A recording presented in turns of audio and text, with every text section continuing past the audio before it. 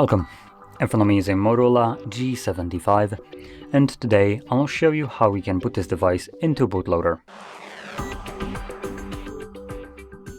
So to get started, hold power button and volume up at the same time, which will bring up your boot menu, and from here select power off. When the device turns off, you want to hold power button and the volume down at the same time, and this will boot us into the bootloader or boot mode, depending on how you want to call it. And there we go.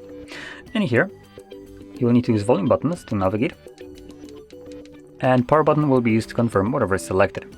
Going over the options, we have bootloader logs, we have barcodes, start, which takes us back to Android, restart bootloader, which brings us back here, recovery mode, power off, and again we're back to bootloader logs.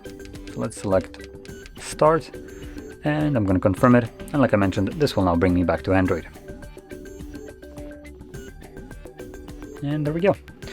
So, if you found this very helpful, don't forget to hit like, subscribe, and thanks for watching.